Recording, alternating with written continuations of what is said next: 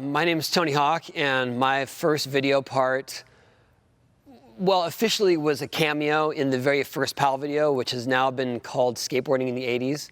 And basically, it's some footage of Cab and Mike McGill skating Lakewood.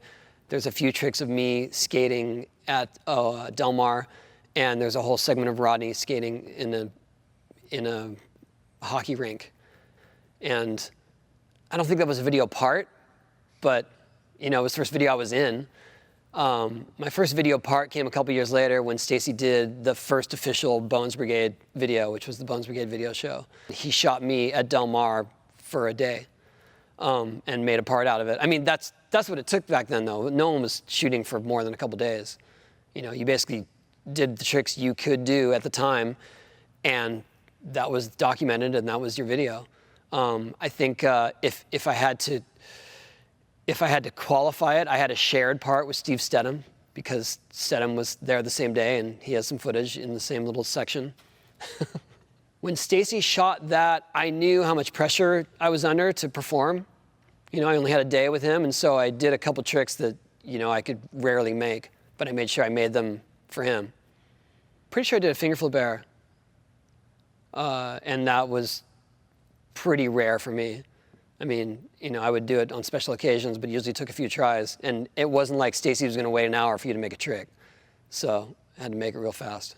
It wasn't that people were impatient. It was just that you're not going to film someone for more than a couple hours at all. You know, so if you're going to waste your time trying one trick, you're cut. It's over. It was like, I don't know, people can't really imagine what it was like back then. But it was really just to document what you were capable of doing, in the sense that, like, you're a competitor. What could you do in a contest? What can you make consistently? That's what you were judged on. It wasn't about the crazy tricks that you can make once in a while. I mean, those were cool if you got them on video, but no one was putting in the time or the effort for those videos like that. They weren't shot on film, but they were shot on tape, and, you know, big Betamax tape. Like, that stuff wasn't cheap either. And most definitely, no one was wasting their time with it. I mean, I think Stacy was renting those by the hour.